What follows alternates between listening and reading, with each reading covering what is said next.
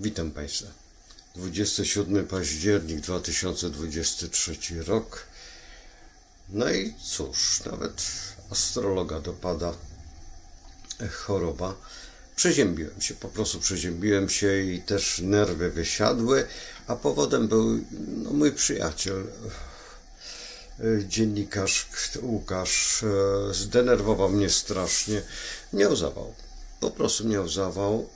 Ja mu tłumaczyłem wcześniej, ale nie brałem tego pod uwagę. Pewne kłopoty. No i chłopak by się nie przekręcił, co doprowadziło mnie do po prostu nerwów. Bardzo dziękuję za te opisy wszystkie, które tutaj tworzycie.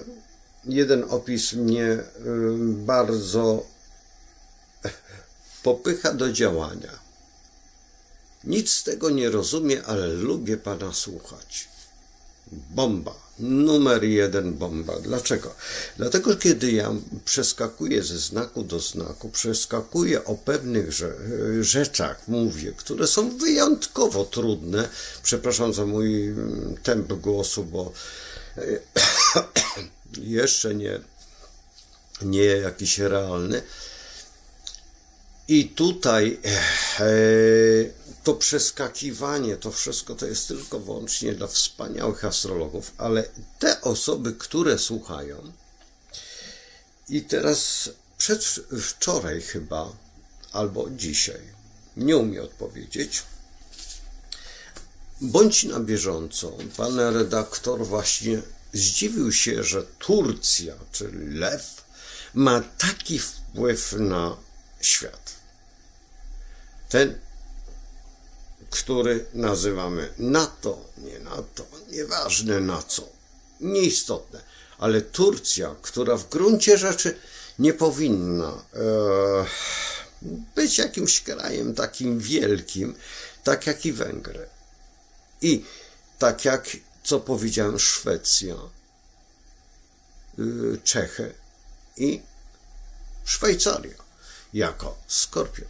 Czego najbardziej powinniśmy się obawiać, bo od Szwecji otrzymaliśmy potop szwedzki, od Czechów też nie mówię, ile razy walczyli z nami o ten śląski, chociaż ja nie mówię o tych czasach teraźniejszych, bo nie chcę tego rozdrażniać, a Szwajcaria, taka miła, a dopiero jak powstały inne rzeczy, gdzie są nasze pieniądze, gdzie są nasze, przypuśćmy, działania. Ja sam byłem przy fakcie, kiedy mój kolega otrzymał taką, żebym się zgłosił do banku, bo są tam pieniądze po jego pradziadku czy po kimś. Ciekaw jestem, ile. Nie mam z tym kolegą do czynienia, bo to taka osoba właściwie z zewnątrz towarzystwa. Ale fakt. Szwajcarzy, przecież wiecie, jaki film stworzono. Nie pamiętam tytułu, zaraz sobie przypomnę. Lista Schindlera oczywiście. Dlaczego? Dlatego, że właśnie te pieniądze zostały w Szwajcarii. I to są, Szwajcarzy nie są zbyt, jak to się mówi, uczynni. To są ludzie, którzy lubią zarabiać na innych, czyli konkretnie tylko oni i turyści. To jest jedna rzecz. Druga rzecz, że mówię o tej tutaj pani, która napisała właśnie te słowa.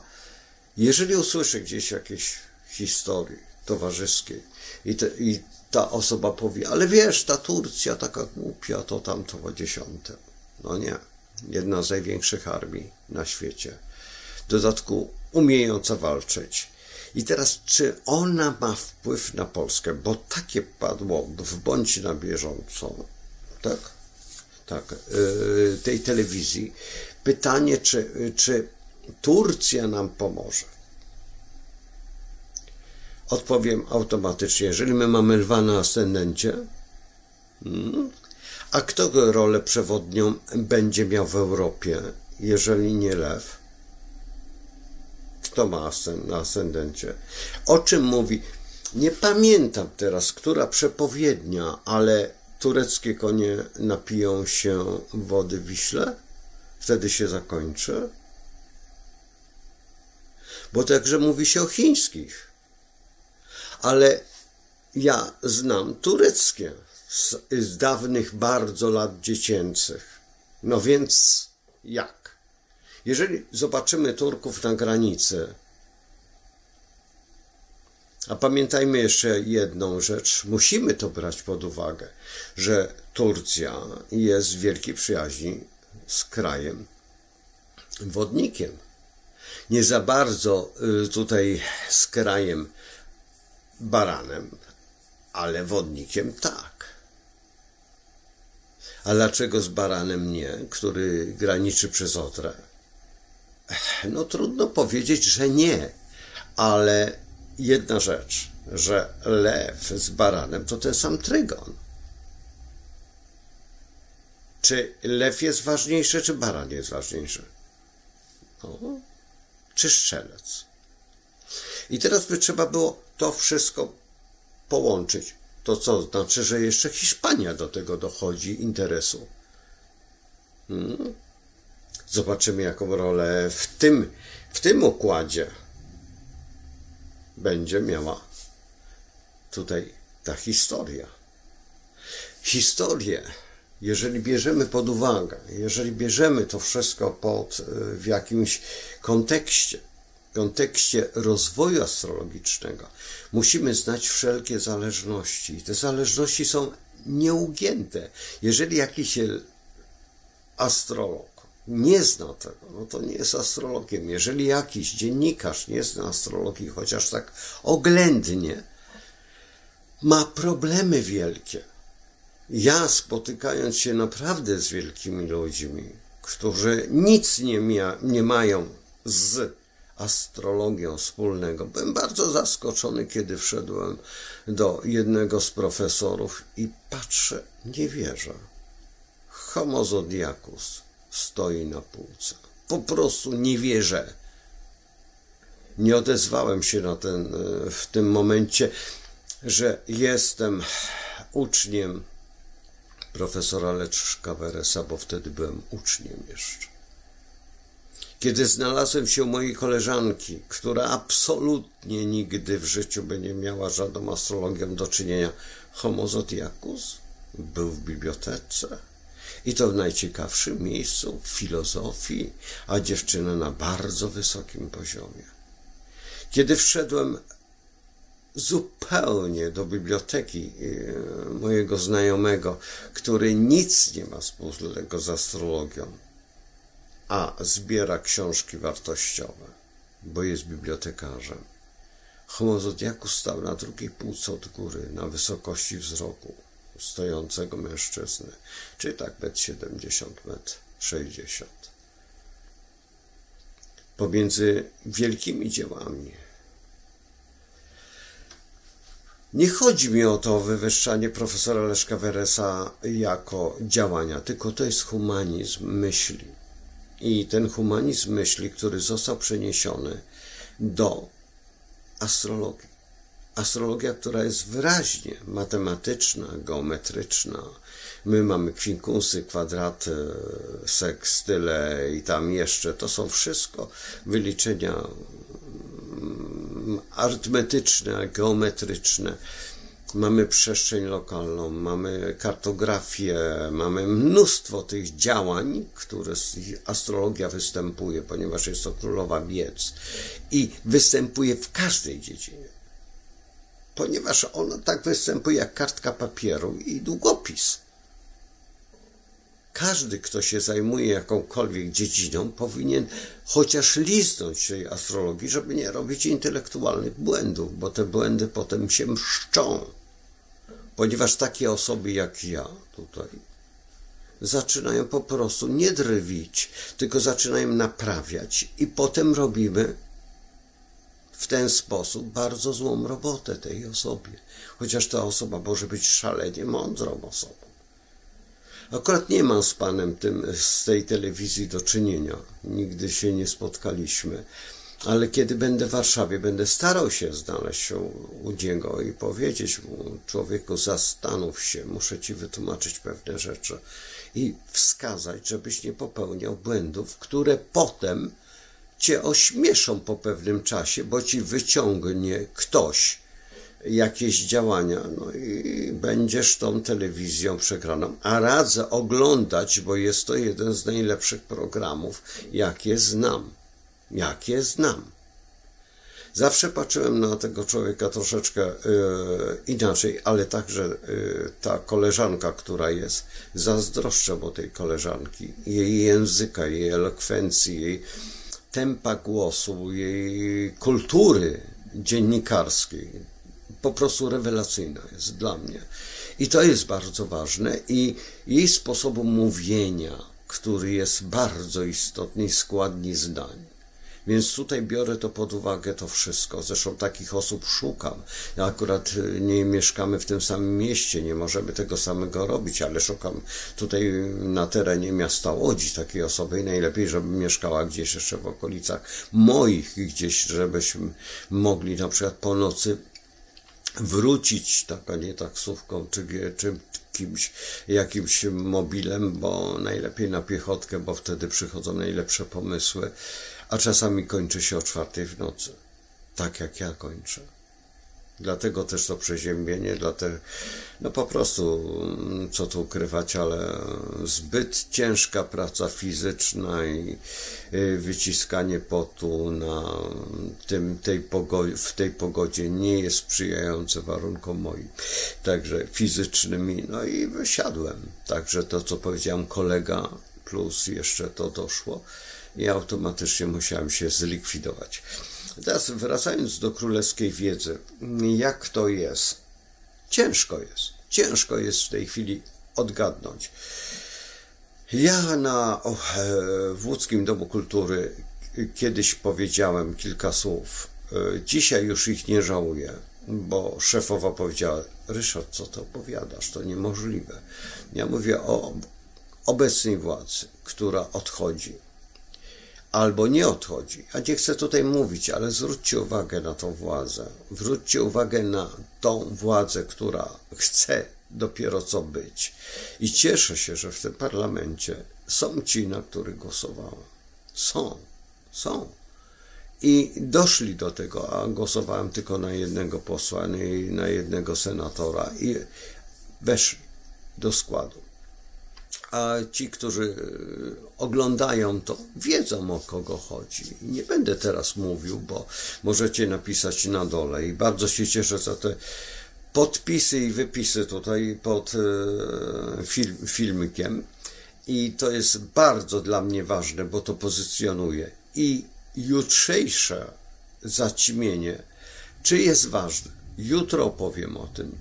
Wszystko wytłumaczę.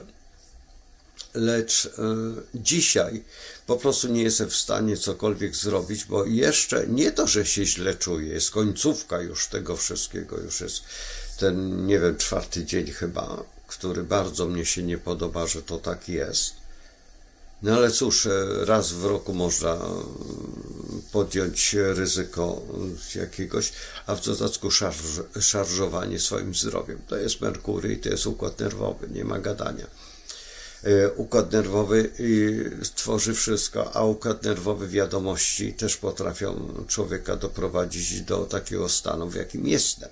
No więc wszystko naraz, wszystkie czynniki, które się łączą, no to i skutek jest prosty, że organizm nasz nie wytrzymuje, a odporność możemy zdobyć tylko przez odpowiednie zachowanie się. A zachowanie, no trudno, jeżeli to przyjaciel, jeżeli ja muszę wszystko zrobić na czas, tak, no bo tutaj te remonty, to wszystko, to nie jest zbyt miłe.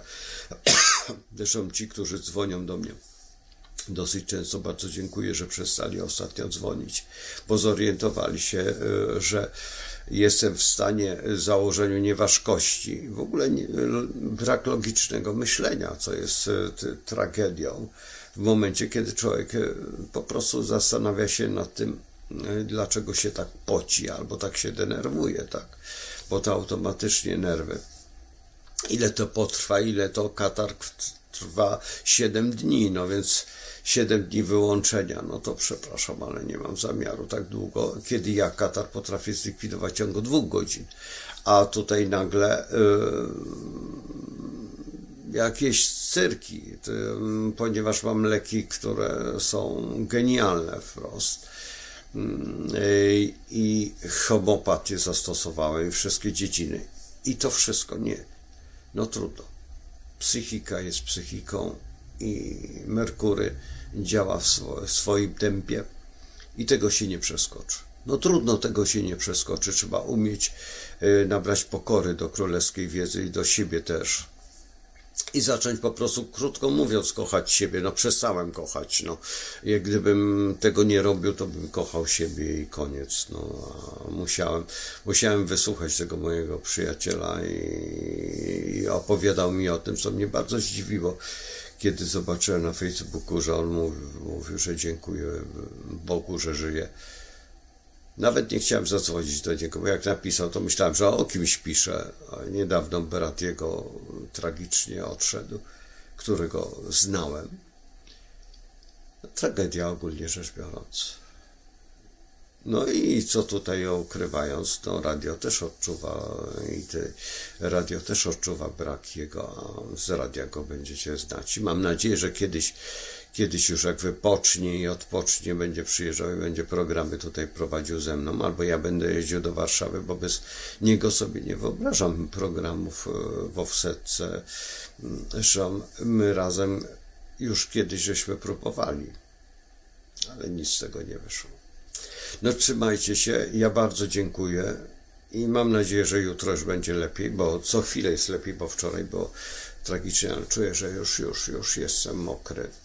A wypiłem miodunkę, notabene, jak w razie czego komuś coś i biorę jakąś tarczycę bajkalską, zdaje się, że tak, to też tak. A propos, no i dużej ilości witaminy C, tylko że po małych częściach, tak gdzieś około 5-6 razy dziennie w szklaneczkach, także w szklaneczce, tak, żeby tylko popić tabletkę i cały czas to i uważam, że to jest najlepsza metoda. Ja jeszcze biorę jeszcze inne suplementy, oczywiście, że tak. Ale wolę to brać jak co innego, ponieważ nie jestem z tych, którzy poddają się medycynie założeniu klasycznej. Ja jestem z tych, którzy wyznają medycynę prawdziwą. I tą prawdziwą medycynę mam w Ademeku, gdzie jest jeszcze prawdziwe, to jest z 60. albo któryś lat. Nie mogę w tej chwili pokazać, ale mam to, może starsze nawet. Może z 52 roku mam takie w Ademeku, gdzie normalnie, z którego się uczyłem, właściwie to nie ja, tylko moi rodzice się uczyli z tego w Ademeku i no to moi rodzice po wojnie od razu kończyli studia. Moja mama w 56 odebrała, albo w 54, nie wiem teraz, czy w 56, czy w 54 tytuł lekarza. A dlaczego tak późno? Proste. No nie chciała zdawać egzaminu z marksizmu i leninizmu, dopiero jak przyszedł Gomułka, wtedy odpuszczono ten marksizm i leninizm, bo by nie zdała po prostu. A wiecie, kto egzaminował? Brat pana Tuwima. No to tyle wam, zostawiam was. I to było coś na koniec takiego relaksującego, co dzisiaj właściwie wraca do nas z pożarem, ale to jeszcze kiedyś opowiem, dlaczego jesteśmy tacy i nie boimy się tego, co powinniśmy się bać. Czyli właściwie ta dobra zmiana, która była, nie była dobrą zmianą i żadna zmiana nie jest dobra. Dobre jest to, żebyśmy byli spokojni i szczęśliwi, a ktoś rzucił nam kawałek kiełbasy i od razu klęczymy na kolanach i szczekamy i kręcimy ogonami, a właściwie ktoś nam rusza te ogonki i to tak bardzo silnie i my udajemy, że jesteśmy weseli. To tyle na koniec, żeby otworzyć szare komórki, roztworzyć myślenie niekonwencjonalne, nazwijmy to, lub też ku radości szarych komórek, żeby troszeczkę je pobudzić do rozwoju medycznego, bo Merkury jednak ma duże wpływy, a pamiętajmy o tym, że planety sprzyjają temu myśleniu takiemu indywidualnemu i bardzo silnemu. I teraz, jeżeli to obejrzycie te filmy poprzednie, które przypuśćmy te 5-6 filmów poprzednich, zorientujecie się świetnie na bazie tych filmów, albo jeżeli pamiętacie, albo wróćcie do tych filmów. Dlaczego tak powiedziałem, a nie tak? Dlaczego tak, a nie tak? Nie mogę mówić otwartym tekstem, słuchajcie tutaj, bo po pierwsze no za dużo lat, a w dodatku tak, na razie nie, ale za chwilę określę. Miejmy nadzieję, że nie będę tutaj na tym YouTubie, tylko przejdę nad eBay, czy tam jeszcze gdzieś i tam będą już bardziej ostre, ale też się boję. Dlatego, że tak ci ludzie oglądają to i to. Jeżeli ja opowiadam tu i tu, to i tu i tu, mogą złapać mnie na jakimś słówku i zrobić jeszcze. Więc najlepiej, kiedy będzie możliwość zapraszania Państwa na swoje wykłady. Mam nadzieję, że te wykłady będą w dobrych miejscach. Nie wiem jeszcze gdzie. Na pewno Warszawa. Na pewno Kraków. Kraków już jest zaklepany. Zobaczymy, czy będzie jeszcze jakieś inne miasta. No, wiem, że no, nie ma problemu z Gdańskiem. Zobaczymy jeszcze gdzieś tam. Może, nie wiem, bo ja naprawdę zastanawiam się. No i następna rzecz, że lada moment jeszcze z tym kablem walczę, co jest dla mnie udręką. Boli mnie to, że po prostu czas ucieka, a ja, no to jest skutek właśnie, to moje, to wszystko razem nie daje mi sensu myślenia ani rozwoju jakby uczciwości, bo cały czas się oddala. I uczciwie mówiąc, pogrążam się właśnie w takim stanie, jakim jestem. Co jest piękną rzeczą. Stary, nie denerwuj się. Po co ci to? Możesz odpocząć. Tylko jak? Żegnam wszystkich i chylę czoła przed wszystkimi widzami. Bardzo dziękuję za te wspaniałe tutaj opisy i ten opis, który nic nie rozumie, ale lubię Pana słuchać. To jest wspaniała rzecz, bo Tobie, znaczy, przepraszam, że tak na ty, ale to na YouTubie chyba wszyscy jesteśmy na ty. To otwiera, w pewnym momencie możesz coś palnąć w towarzystwie i to towarzystwo po prostu zapamięta jakąś historię i powiedzą, ale jesteś wielka. Chociażby o tej Turcji, chociażby o tych Czechach. Albo zwrócisz uwagę na coś więcej, gdzieś wyłapiesz ten sens. To jest właśnie to i tego życzę wszystkim Państwu. Tego łączenia wszystkiego, tego bawienia się z tym wszystkim i zastanawiania się, gdzie, jakim cudem to jest. Ja wiem, że astrologia jest bardzo trudna. Nie, w tym momencie jest prosta. Bo naprawdę, jeżeli sobie narysujecie to kółko na ścianie i zaznaczycie tutaj te wszystkie znaki i zobaczycie, mniej więcej wyczuwacie dokładnie, jakim znakiem jest kto, albo przynajmniej w Wikipedii znajdziecie, czy jeszcze gdzieś, jakimś almanachu astrologicznym, czy nawet u mnie, i albo wiecie ode mnie, to potem sobie możecie załapać. A po cholerę komu ta Hiszpania w tym wszystkim? Czy też kraje latynoskie wszystkie, które mogą zebrać się i być bardzo, bardzo niebezpieczne. To jest fakt dla opozycji. A więc tu jest najważniejsze, bo rozmawiamy o czymś, co jest najpiękniejsze, czyli trygonie, tak?